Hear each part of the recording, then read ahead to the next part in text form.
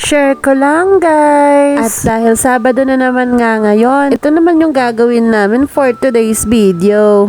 Ito nga pala yung lunch namin ngayon. Na kasi kaming maisip kung anong lulutuin naming ulam. Kaya naisip na lang namin na magsangyup dito sa bahay. At maaga nga kaming umalis kanina para bumili ng sangyup pork sa bayan.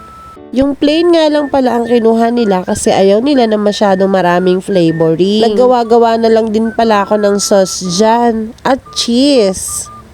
And since may nag-sponsor nga ng buldak natin at saka ng nori, kaya ito na lang yung kinain namin.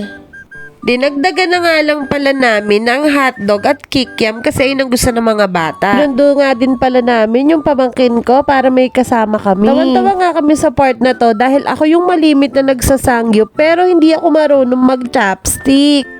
Mas marunong pa sa akin ng daddy kahit laging nasa bahay lang siya. Korean vibe nga yung food namin ngayon. At natutuwa na nga rin ako sa mga bata dahil nahihilig na rin sila sa ganitong pagkain. Pero syempre masama pa rin yung lagi dahil pork nga din ito. Naglagay na nga lang din pala kami ng lamesa dito.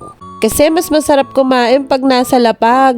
Hanggang sa susunod na kainan serye naming buong pamilya. Like and share. Bye!